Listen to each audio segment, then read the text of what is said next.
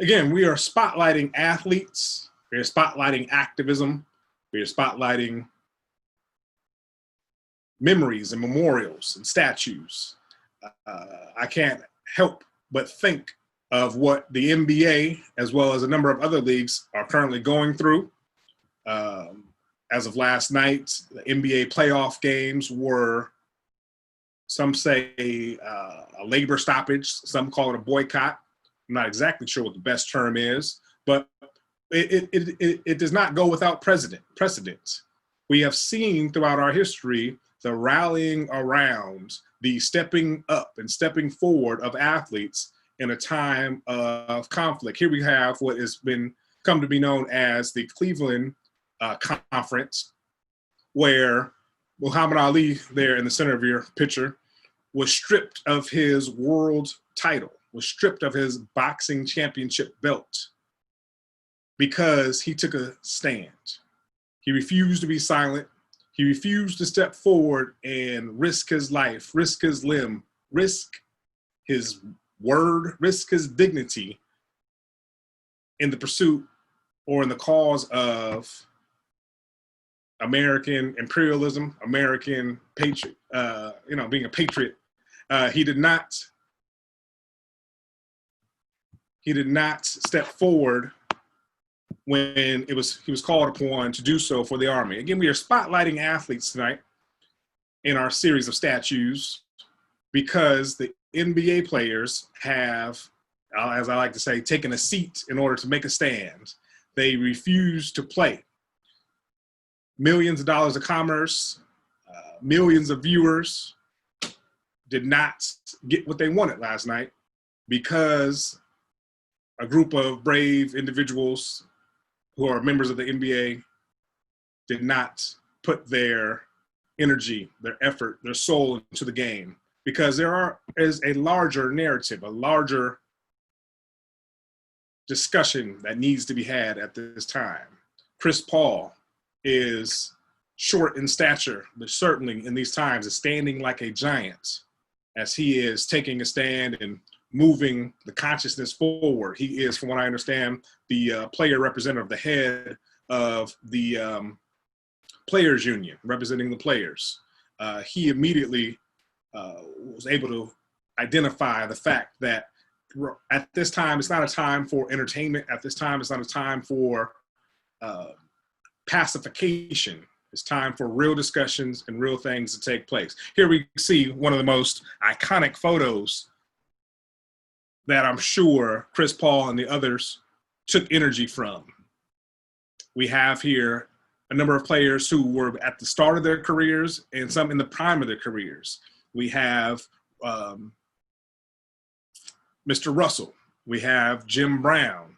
We have a young Lou Alcindor before he was Kareem Abdul-Jabbar.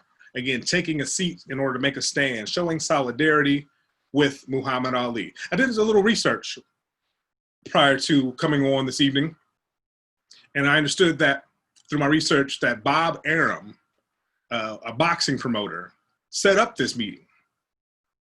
Not for this meeting to turn out the way that it did, though. No, as a boxing promoter, he gets paid, obviously, when someone boxes. He had the exclusive closed circuit rights to the Muhammad Ali fights. So he wanted these brothers to come and discourage Ali in his stance. Put another way, he wanted them to encourage Muhammad Ali to put down his stance, fly over and be a boxer and put on boxing exhibitions near the battle lines. But Muhammad Ali is filled with conviction, is filled with honor, is filled with dignity, and he could not be swayed. And the brothers, from what I understand, did not put up too big of a fight in an attempt to dissuade our brother Muhammad Ali. And again, as I stated, he was stripped of his titles, forced out of boxing, all because he did not want to take part in American imperialism and fight people, as he said, who had never called him the N-word. For his courage, for his stance, for being a principled man, we honor Muhammad Ali. Here are two brothers You might not recognize them as they have aged, but if you look in the background, you will see a statue. This statue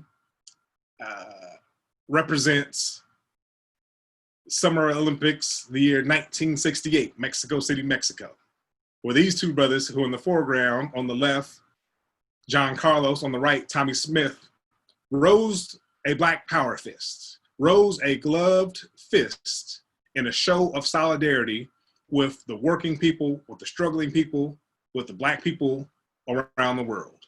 They were not radicals, but what they did was indeed radical.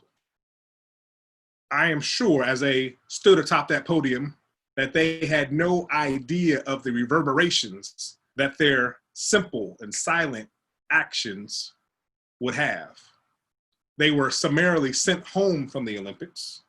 They were summarily blacklisted.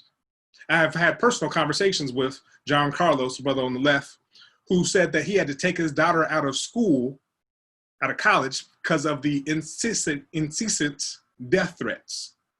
FBI agents and other governmental agents would routinely sit outside of his house and surveil his house. But he said that didn't crush him. That didn't stop him. That did not shake his foundation one bit. That's all that act was about. Showing solidarity, showing unity with the struggles of oppressed people around the world.